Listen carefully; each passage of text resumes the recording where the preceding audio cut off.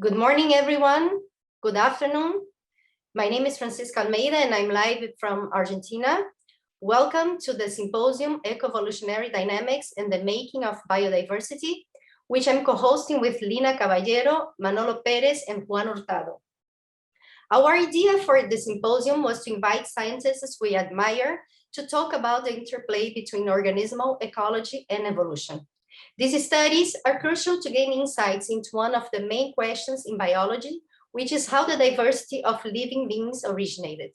We try to include this biodiversity in the invited talks, so we have talks on mammals, plants, insects, and microorganisms. On the other hand, the studies that will be presented are also very diverse in terms of approaches. We have molecular evolutionary analysis, macroevolutionary analysis, experimental evolution, genomics, and species interactions. We hope you enjoy. But now I'm very pleased to present our keynote speaker, Dr. Liliana Dávalos. Dr. Dávalos is from Colombia and a professor of conservation biology at the Stony Brook University.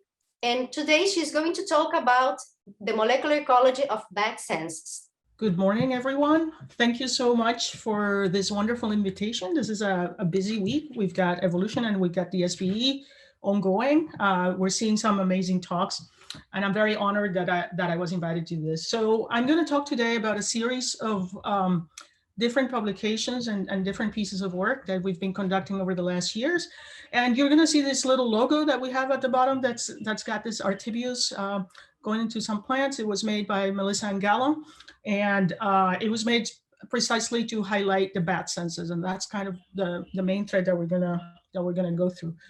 So to introduce my lab, and in the background are like different people in my lab now in this pandemic year and a half. We've been meeting online, and centers everything that we do in the lab centers on biological diversity. And then on the one hand, we have evolution tending to increase biological diversity, answering some of the questions that Dr. Almeida was asking about.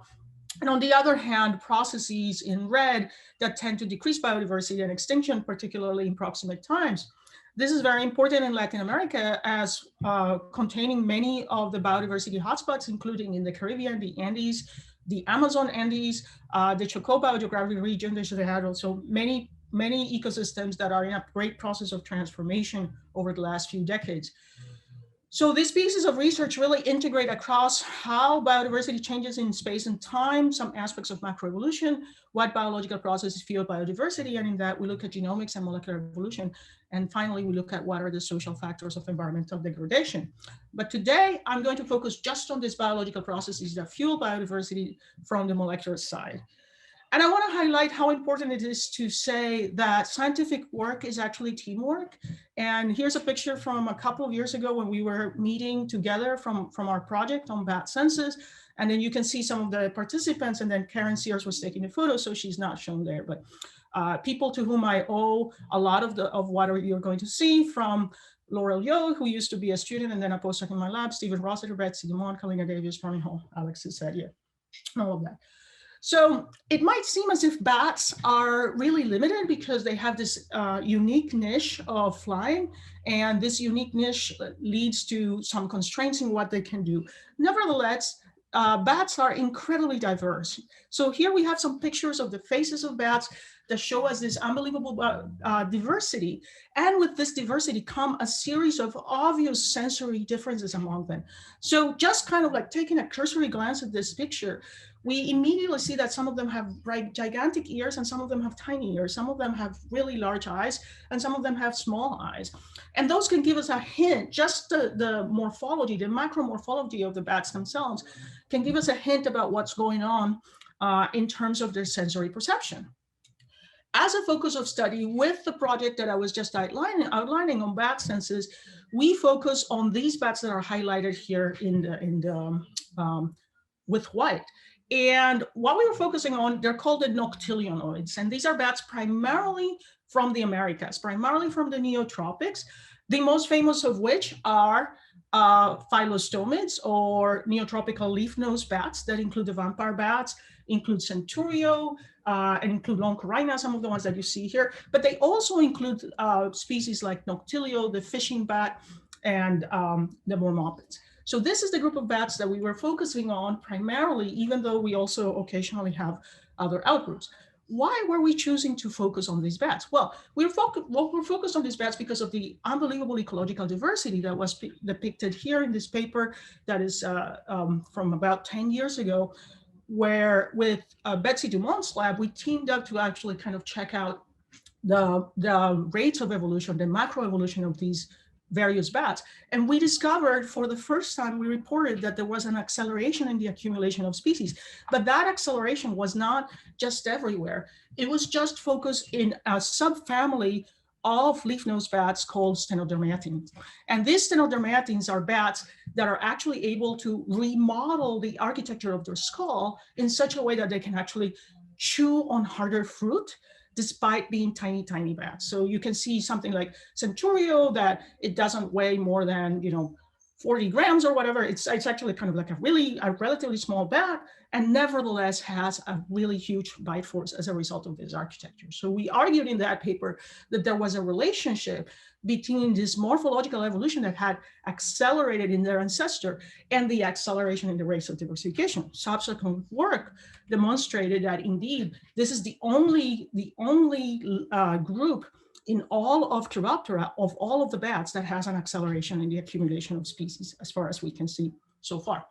Okay, so today I'm going to talk about two senses. I'm going to focus on vision and olfaction, and there's a plus, because I'm also going to show a little bit of research about what happens past sensory perception. What are some of these molecular adaptations or genomic adaptations that happen once the prey has been located, or once the food has been ingested. So I'm going to ask three questions. Does feeding ecology shape evolution? And we're going to focus on vision. Then I'm going to ask, does diversity beget diversity? And I'm going to focus on the sense of smell. And then finally, I'm going to ask, what happens after? What happens after we've perceived the fruit and we've found the fruit? What happens? What next, right? So to get started, this is a way of looking at molecular ecology of the senses. And then I'm going to add something. That's why we have that asterisk. Does feeding ecology shape evolution? And to start that story at the beginning, I have to say that one of the critical components of this has been field expeditions that require a lot of preparation. On Wednesday, I'm going to be giving a talk together with Dr. Laurel Yeo, and we're going to talk about the sampling methods that enable us to do the kind of work that we're seeing. Because we know that the natural ecosystems of the world are under increasing siege. We know that populations in many places are declining. Some of the things somebody has highlighted in another paper, that some of the individuals that we're actually seeing, some of the populations that we're seeing, they may be the very last. So we have this duty to, when we're going out to the field, if we're taking samples that are not going to harm the population as much as possible, but if we are actually collecting specimens, as many of us must, then we have an obligation to prepare so that we can anticipate the future. And that's what I'm going to be talking about later this week. And this is a kind of preparation that we have been bringing to the field in order to get as many sensory systems and as many systems so that there's this legacy for the future, and the subsequent sampling doesn't have to be as tied with the specimens. So in looking at this, we were coming at this looking at the new the leaf-nosed bats of the Americas, and we were thinking, well, the most obvious differentiation that happens in the leaf-nosed bats, we can see it at the very top, right, where each one of the rows is actually a different diet. The top is some kind of fruit. And then in orange, we see some kind of nectar. And then at the bottom in gray, we see arthropod, primarily arthropod eating. So the idea was that we were going to go look, and we were going to find that this diversity of diets was shaping their sensory system. This diversity of diets was going to somehow correlate with all of these molecular adaptations that we would find, right? And so you can see it in the phylogeny at the bottom, right? We got the evolution of fig eating, which was those stenodermatines that I mentioned earlier. The evolution of nectar, or primarily nectar eating, which happens a couple of times in this group, and particularly the association with plants, which happens according to this phylogeny, it just happens once. So the obvious hypothesis was that adaptation was going to follow this feeding ecology. And this is work that has been led by Kalina Davis, who's a postdoc at Stephen Rossiter's lab in London. So what we're looking for, if we were putting it back in old-timey Charles Darwin terms, we're looking for this preservation of favorable variations that exist in nature that will be preserved over time because they have there's something favorable about them. Now I'm gonna pause a little bit in this plot because it's an offset plot. Not all of us, they're kind of hard to follow. There's a lot of information in them. So on the bar chart on the top, we see the number of positively selected genes that are found in a given case. So we see 429 that are kind of across the board. And in the black dots and lines, those are the ones that intersect. So it's kind of like a complex Venn diagram in which we have intersections across the group. But the smaller bar chart that is on the left is actually showing us the frequency of the counts of the positively selected genes across all of the groups that are on from left to right.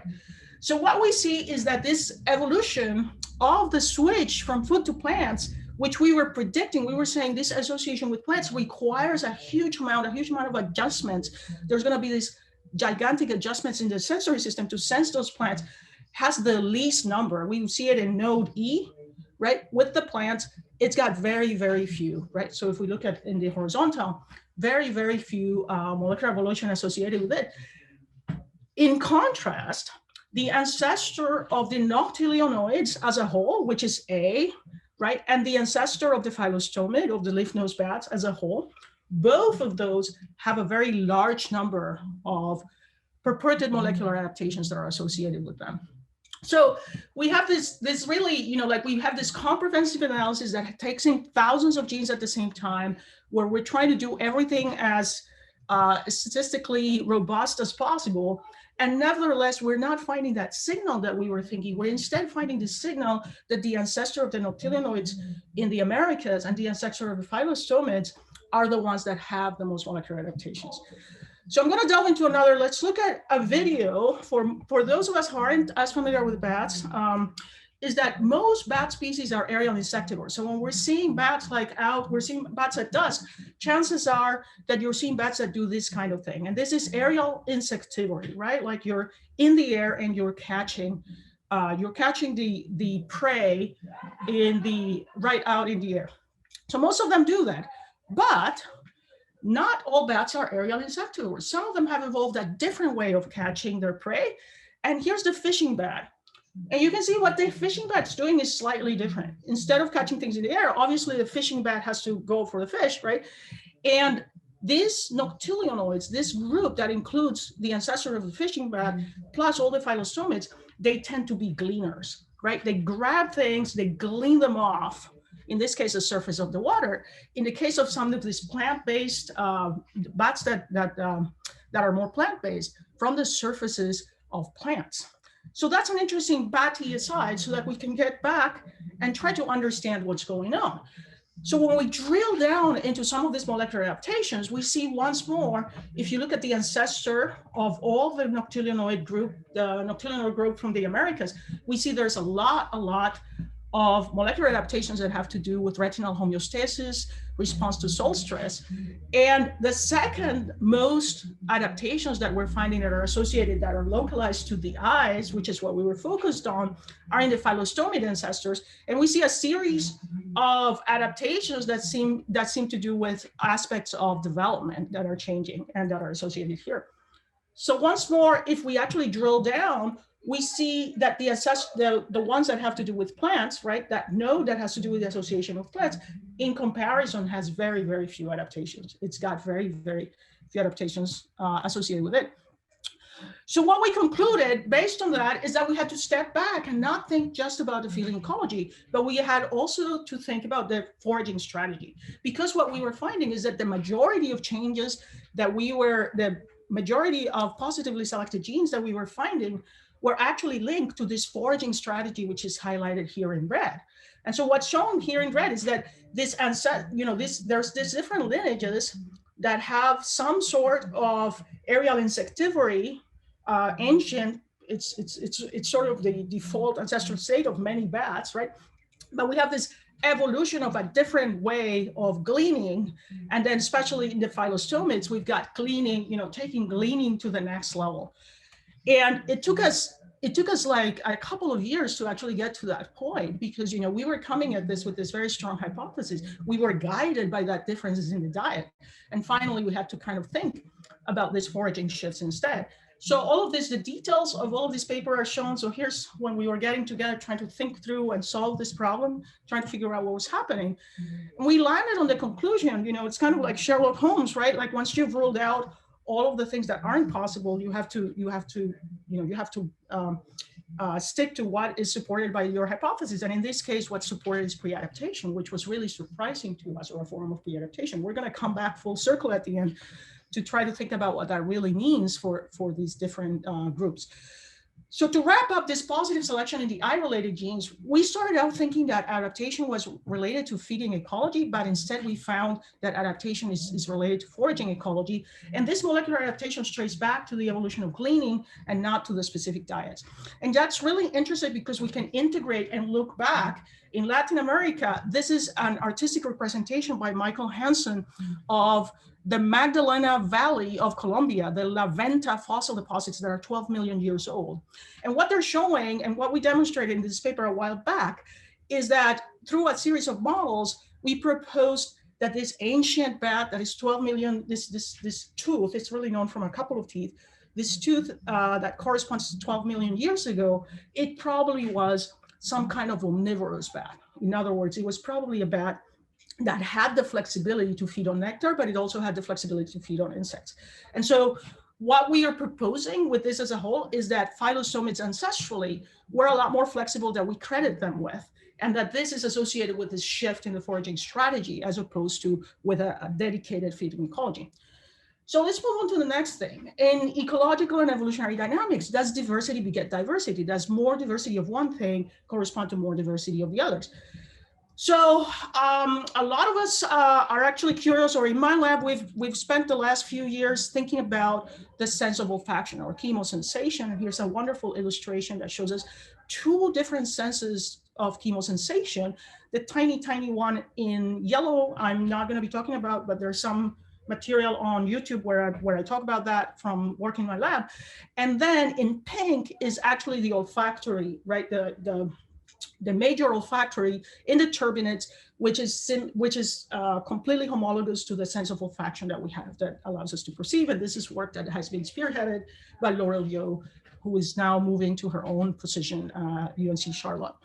And so the thing to know, like before we get into the nitty gritty of what we did with this, is that perception begins with these receptors. So the mammalian olfactory receptor model here is shown embedded inside a biological membrane. And there are these volatile compounds that float in the air. So they're very light, they're very small, and they're floating in the air, and then they bind. And when they bind to their specific receptor, a switch starts the mental representation of the odor. There's a cascade of biochemical reactions that transfer this to the major olfactory bulb in the brain. So as a result of this mechanism in which receptors bind to these volatiles, there are many, in mammals, there are many olfactory receptors, so much so that it's the largest single protein coding family of genes in the mammalian genome is olfactory receptors. And the woman who described them the first time, she actually, Linda Buck, she got the Nobel Prize for it because people didn't really understand the sense of smell until relatively late in the game. So each receptor is encoded by one olfactory receptor genes, such that the receptors, the diversity of the receptors, to some extent reflects the diversity of odorants. So in this cartoon, right, we may imagine that there are odorants that correspond to the smell, for example, of a rat or a cat or fish or burger, whatever. And these odorants match specific receptors. So here it is in the mouse genome, you have 1,400 olfactory receptor genes, right? So that's a gigantic number of different receptors that the mouse can use to perceive what's going on. But there is a problem with trying to investigate this, and you can kind of see it right away. So the mouse genome the mouse genome is thoroughly well studied. The chromosomes are assembled. We've got a lot of information because it's been studied for many years and because we've thrown a lot of money. We as a scientific community have thrown a lot of money of it. But the study of gene duplication, of how these genes have evolved over time, because they tend to evolve through duplication and gene loss, is really hard. because for most of the biodiversity of the world, we don't have the whole genomes. It's very expensive to get the whole genomes, right? The data collection for trying to make a picture like the one here shown from 2018 requires extremely high quality genomes, which at the time when they published this, it was about $30,000 per genome. It's a huge cost, right? So in order to actually conduct some kind of analysis to tell us if this diversity of olfactory receptors is matching the diversity of odorants that's out there in the world, we actually don't have very good models, and we actually depend on having these very expensive genomes. So at my lab, we wanted to come up with a way to do this that would enable us to answer these questions relatively cheaply. So by now, these genomes, these very high quality genomes for mammals at least, they can be, you can get one for like $15,000 as opposed to $30,000, but that doesn't scale. Let's imagine that we're trying to do that for times 100. That's just too much money. So we looked at different methods, like, for example, taking them out of the transcriptome from the olfactory epithelium, or doing some PCR. And you can notice right here in this paper that we published last year that the PCR followed by cloning and Sanger sequencing is actually a very ineffective way, because it is a very partial relative to the entire genome, right? And then the transcriptome is also a subset, because you are trying to get the olfactory receptors that are expressed at any one moment, right? So you get a subset, you don't get all of them.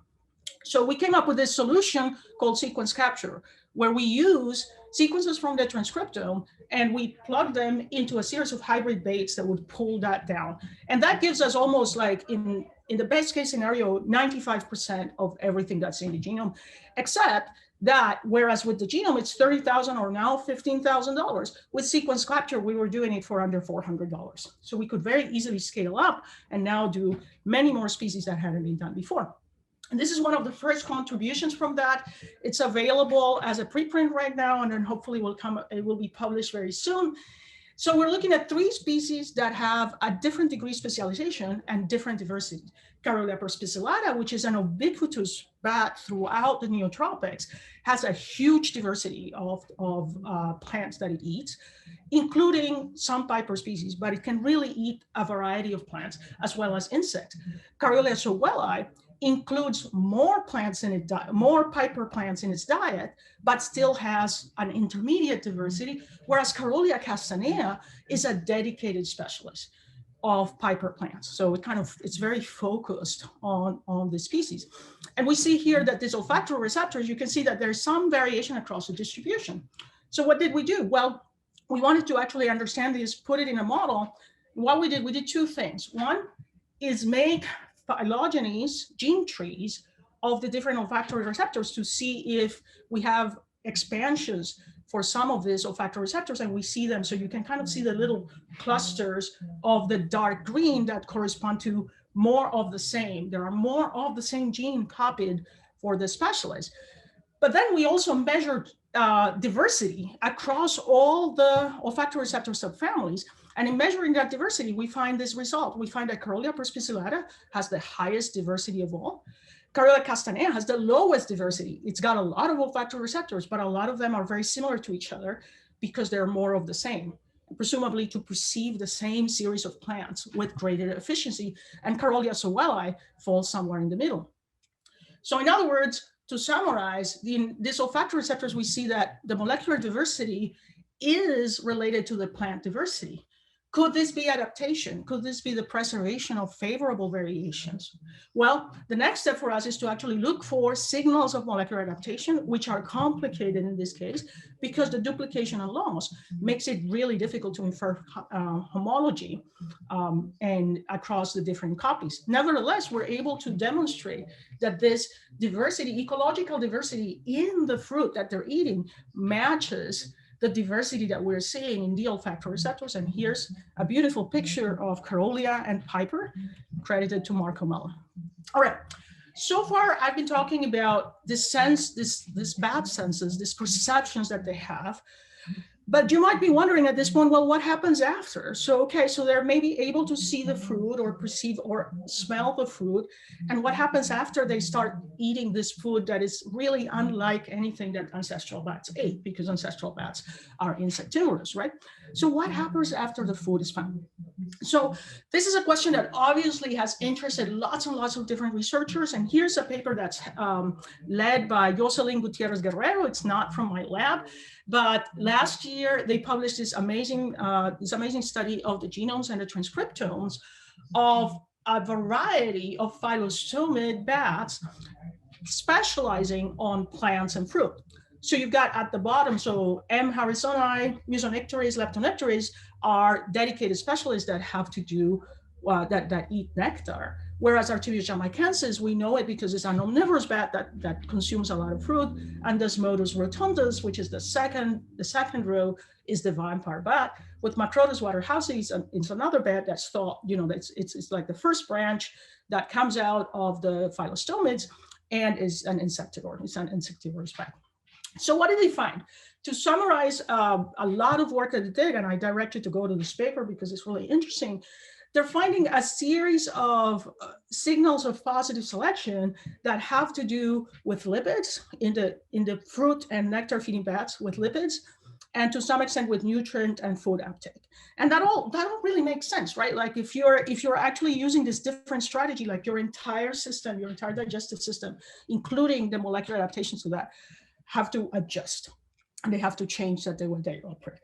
So a couple of years ago, Huabin Zhao and I started working together, except that Huabin was already very well advanced, and what he wanted to do was actually use genomes. So instead of just kind of relying on the transcriptions, he wanted to expand in the direction of getting this genome. So he got this new genomes of Artivius jamaicensis and Stornira ondurensis. This work was led by Kai Wang.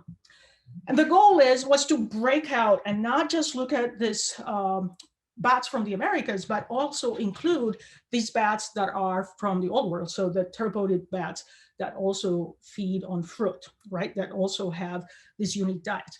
And the reason why I'm highlighting this work, which was really just kind of like spearheaded in Huabin Zhao's lab, is because it provides this bridge. It takes us, by studying these genomes and looking both at the sensory perception together with some of the molecular evolution of the digestive system, it kind of links the two together because that's what they were doing.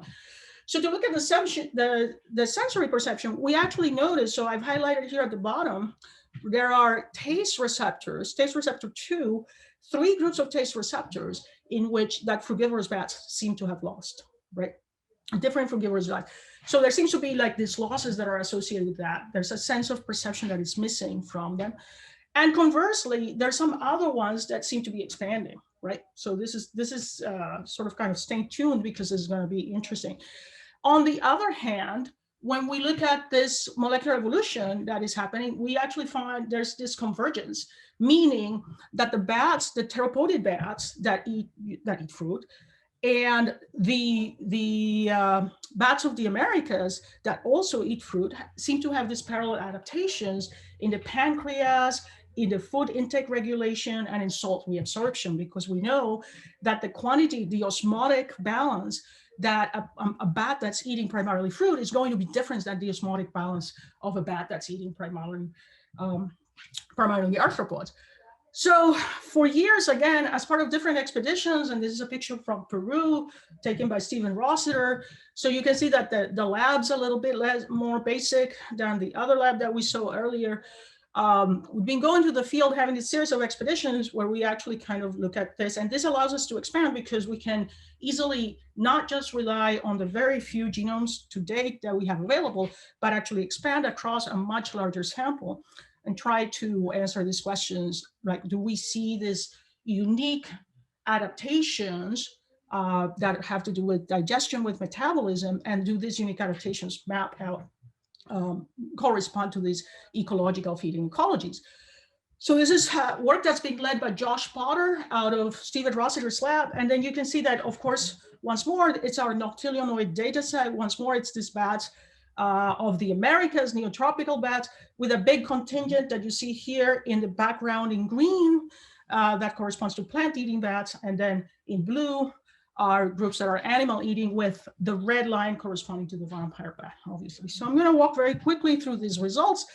The first one is to go back and look at the ancestor of all the phylostomids. Once more, we find that the ancestor of all the phylostomids has a very large number of molecular adaptations. And then if you look at the key, which I had to put over there so that just we could see everything, they have to do with things like the metabolism of lipids, the integration of energy into metabolism, and the citric acid cycle. So we've had these reactome pathways that enable us to say something about digestion, absorption, and metabolism, but they're not happening when the feeding ecology evolved. They're happening in the ancestor. Conversely, when the feeding ecology of plant visiting first evolved, we find next to nothing. We just find the one, right? So we're looking at all of this digested, we're looking at, again, something like 10,000 different genes, looking for signals of molecular evolution. And we are not, we're finding just one when supposedly plant visiting has evolved. Now, the largest number of all molecular adaptations that have been identified is actually in the vampire bat. So in the vampire bat, you can see that we've got this huge number of digestive and metabolic amino acid processing adaptations, more than in any other group. So I'm going to put a pin on that because, of course, the vampire bats are super exciting to everybody, I'm sure, right? And all of the results of this paper are resulted. There's some weirdness going on. If you go online, it's open access, so you can all see it. The PDF somehow doesn't have the figures, but you can look at the figures online. So what we were talking about here as well is this early molecular evolution, which is another way of saying, could this be pre-adaptation? Is this pre-adaptation that is happening? Is this where the phylostomids, the ancestor of the phylostomids, pre-adapted to have this diversity much before? And there's a picture here in Peru, and Miluska Sanchez is part of it, along with other colleagues from Peru in the paper. All right, so to summarize this post-sensory, there's a picture of Desmodus, another wonderful picture from Marco Mello. We thought that adaptation and positive selection was going to be related to feeding ecology, but instead, what we found were gene losses associated with feeding ecology, the gene losses in the taste receptors. And we're finding that adaptation has to do with foraging ecology, that foraging ecology of the phylostomid bats, and also in the vampire bats. We see that this very, very unique adaptation that's unique across all vertebrates of specializing in drinking blood is unique and does correspond to many, many molecular adaptations that we were able to discover here. So let's kind of wrap up and go full circle with all of these questions, right? Does feeding ecology shape evolution? Does diversity beget diversity in olfactory receptors? And what happens after? What happens after you've perceived the fruit? What happens after this molecular ecology of the senses? So to answer the first question, does feeding ecology shape evolution? Well, foraging appears to shape the evolution of these different genomic components instead of the straight diet transitions. So it seems like the foraging ecology has been really a determinant of having a large number of adaptations, a lot of which actually in that paper are related to vision, or vision oriented. In the second part, does diversity beget diversity?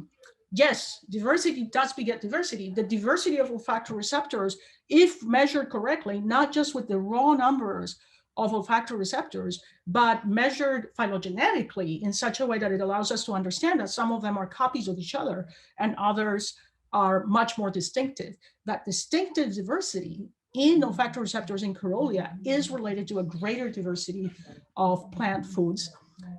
There might be adaptation, but we're not there yet. We actually haven't been able to demonstrate adaptation because of that problem of homology, pesky problem of homology that we have every time we are thinking about olfactory receptors or massively duplicated genes like that.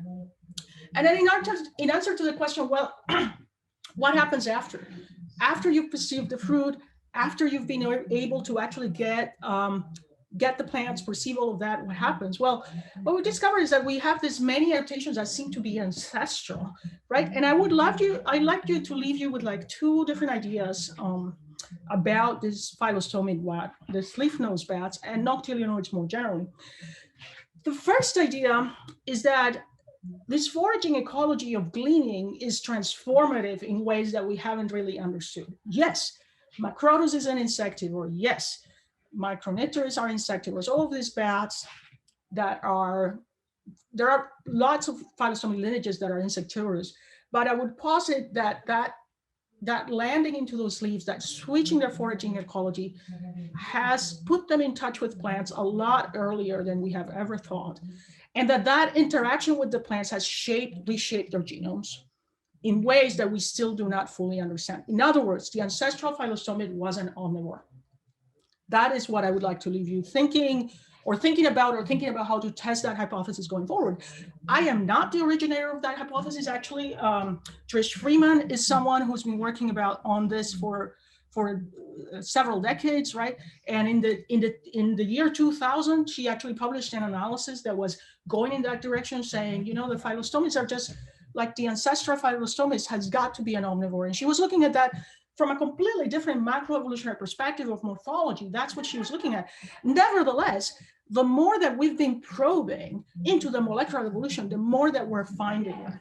Now, mind you, that would change things because that wouldn't be so much a pre-adaptation, right? The pre-adaptation implies that there was no reshaping of adaptation at that node of the ancestral phylostomids, right? But it's something that definitely we need to explore this hypothesis. What about the other side? Well, the other side of this is the plant visiting, right? So we know that in phylostomid bats, these are bats that if you've ever worked with bats, or even if you've like misnetted for birds in Latin America, you have come across things like Carolia or Artibius. This is very common. They dominate the landscapes of Latin America, and they play key ecological roles, these phylostomid bats, right? So for the longest time, for the last 20 years, thanks to a series of work, a series of different analyses, molecular analysis, we've had phylogenies that tell us that the origin of that plant feeding, there's a single monophyletic origin of plant feeding. But that is rapidly changing. So we got a paper that came out, I think Friday or Saturday, that came out, and it was a paper for a completely different thing. So this paper is about some genomes, and it has to do with immunogenetics. It's something very exciting that we're doing that's new in the lab, and it's led by Diana Moreno Santillan, who is a postdoc at Texas Tech at David Reyes' lab. And what she did is actually, Diana and Jocelyn Gutierrez, whom you know from her work in the nectarivores, in order to analyze the molecular evolution of the different genes that we were looking, they made a phylogeny of bats, which included a whole bunch of phylostomids, right? And in looking at this phylostomids, what they discovered, the phylogeny of phylostomids with 300 genes as opposed to 10 or 20 that we had done before, when you're actually inferring the phylogeny of phylostomids with 300 genes, and what you end up discovering is that there is no monophyletic origin of plant visiting, right? And so I encourage you to kind of look at that paper. It's out, there's a preprint.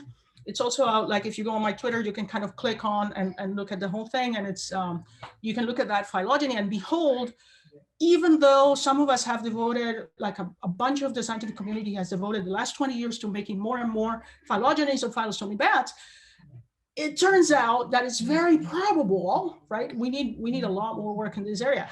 It's very probable that you have this ancestral omnivory for all phylostomids, and then you actually have more than one evolution of plant visiting instead of just the one node plant visiting. And perhaps that's why we actually find such a weak signal for adaptation in the plant visiting genome. All right. Enough of that. I'm going to now thank you once again for this invitation, and of course, thank all the wonderful students in my lab who make a lot of this work possible. Thank you. Thank you, Liliana. It was a wonderful talk, as always. I found it very, very interesting. You know, I love bats, so I don't know. I don't know if other people who don't love, is it even possible not to love bats? So Liliana, you take questions in English and Spanish. Can you understand Portuguese as well? Very slowly, especially if it's written. Especially if it's written, yes. Okay, so if you want to ask questions in Portuguese to Liliana, you can, and if you're not, if you don't want to ask now, you can ask later on Discord. I'm gonna read two questions. One by Bruno Cajado, who says, in the case of even lesser known groups, such as marine invertebrates, could transcriptomes be a good tool to access this initial data? Okay. Yes, I think. I mean, I think people. People out. Hold on. I always. There has been a lot of work that is focused on these transcriptomes, and I'm just gonna search for his name real quick because I always forget who I'm thinking about.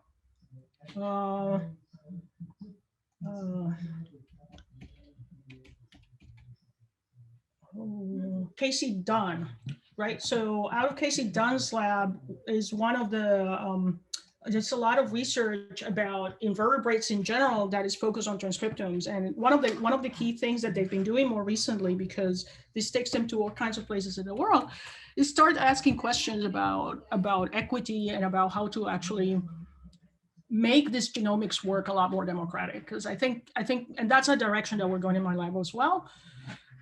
Part of it is that the technology is now in place that we could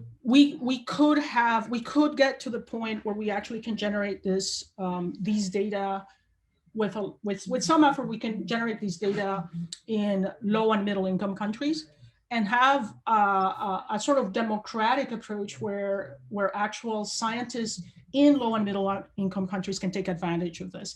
We're not there yet. We're actually kind of still in this process of like kind of traveling and we build collaborations, but it's not the same. So I envision a world in 10, 20 years where we actually have this equity in data production that enables us to have those insights coming from the places where the animals are. So anyway, getting back to the invertebrates, Casey Dunn's lab is the one that I'm aware of where the transcriptomes are a very good way to subsample the genome. Because also, you know, these mammals, bats have relatively small genomes, right? But once we branch out in the tree of life, we have massive genomes, right? And when we get massive genomes, we get massive costs, right? So the transcriptomes provide us with a subset that can give us some insight into the function and can give us some insight into subsampling that genome if what we're thinking about is phylogenetics, for instance. Yeah. Thank you. Another question from Maite Soto Quiroga. Fascinating research. Is there any research relating to echolocation and its evolution on the different foraging feeding groups? Yes, there is some research. I'm aware of just one paper that came out recently from from this lab at the Smithsonian Tropical Research Institute, where they were looking at open mouth and you know, nasal echolocation, plus some work. There's been some work done by Charlene Santana's lab at the University of Washington, where they also examined this echolocation. More broadly across all of bats, right? Echolocation, like there are different modes. So if you, of course, Elizabeth Calco did a lot of very different kinds of research, but some of the research that she did was also on the types of echolocation, and there's a big phylogenetic component. That doesn't mean, you know, again, once more we get into this thing that where the diversity is and where the researchers are is different, right? A lot of the researchers, a lot of us are concentrated in places where we have lower diversity. So if I go outside, the types of echolocation that I'm able to encounter is very narrow, right? But if I go to Belize or I go to the Dominican Republic or I go to Brazil, there I'm going to encounter more types of echolocation, and that same is going to be true in Vietnam, in the Philippines. And so that's why I feel like, and it's something that we want to envision as part of about 1K genomes, we want to have genome centers and people with the skills and capacity to build this kind of genomics analysis. There's a lot to do. That would be awesome, definitely. Mm-hmm. Bruno says, did she say Casey Donny Lab? Mm-hmm. Yeah, okay.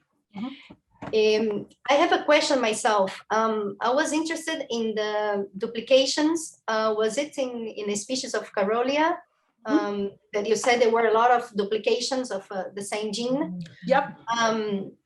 Did you test if there is any adaptation in these new Paralogous genes, or if you know if the Paralogous, the new duplicated genes are maintained somehow by adaptation or by positive selection?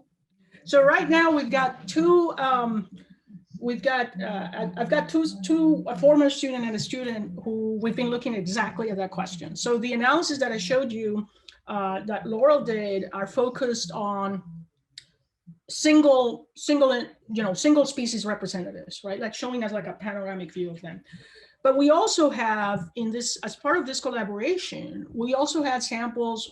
One of the key things we wanted to do is to be able to take all the olfactory receptors that we could get from a wing punch, a tiny wing punch, right? So instead, so that we would be able to expand to population level. That's awesome. The problem, yes. So we were able to do it, by using these techniques, by deploying this method. So we were like, when we were started, I was like, nobody has ever done this. Why did we say we could do it? And well, we can do it. We can do it. Like we can make it happen, and we've made it happen. But it's been really, really hard. It's been really, really hard because, you just kind of picture, you're getting like a bunch of 150 base pair pieces of genes that are massively duplicated, right? So it's like this giant puzzle.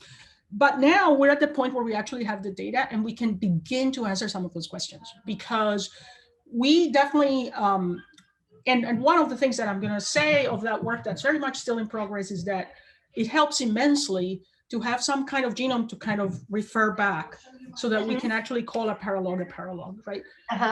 So we're in the process of using, like, can these standard tools of molecular evolution, Tajimas, whatever, FUS, can those tell us a story?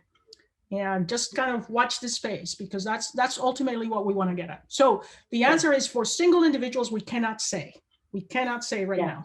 But with a population level from wing punch, that's where we want to be. Yeah. Well, if you manage to sequence the paralogs from wing punches, please let me know. Oh no, we did. No, we did. We already have. Yeah, we did. Awesome. Like I can, like if you get wing punches, like we have probes, we have hybrid probes that will get you from wing punches a full complement of olfactory receptors across noctilionoids. Wow, that's awesome. Yes. Yeah.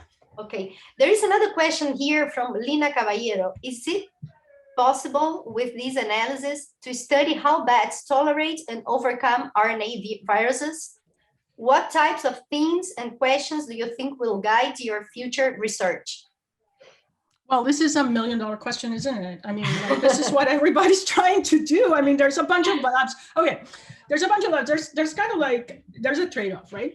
So some of the work that we're doing in that regard, and I encourage you to go to Diana Moreno Santillan's paper, which is out in Molecular Ecology, and it's analysis of genomes.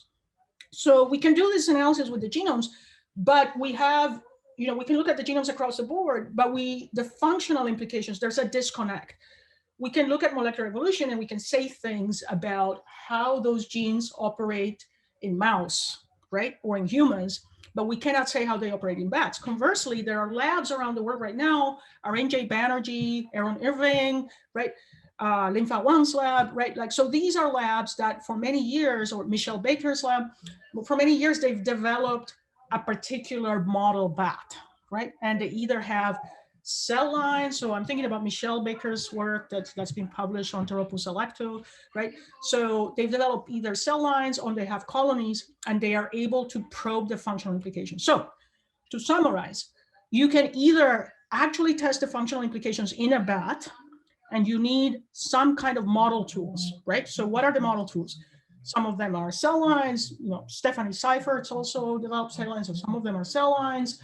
Some of them are organoids, is one direction that Manny Vasquez wants to go in, but also colonies of bats, to actually watch those molecules in action, right? Attempt to watch those molecules in action, see if they work the way we think they work.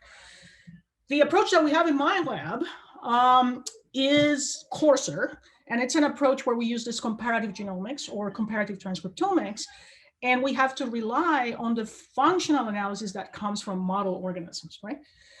I think that right now with this pandemic and the interest and the funding and all of the things that are going, these two approaches are kind of converging more, right? They used to run parallel. I think now we're beginning to converge more and build these collaborations, right? So for example, in Diana Moreno's paper that's out, I think I'm going to give a link in a moment. In Diana Moreno's paper, we talk about ApoBec3, right? We talk about this kind of expansion and contractions of ApoBec3, and ApoBec3 it creates mutations, right? So ApoBec3 creates mutations. So the idea is that RNA viruses is that there is this coevolution between bats and RNA viruses that enable them to mutate the viruses, right? To all that. But can we test that functionally, right? And that is something that we're at my lab, we're building this collaboration so that we can do that functional, that kind of functional work that at the moment, we just don't have the capacity to do it. All right, thank you very much, Liliana. It was a wonderful talk, very interesting.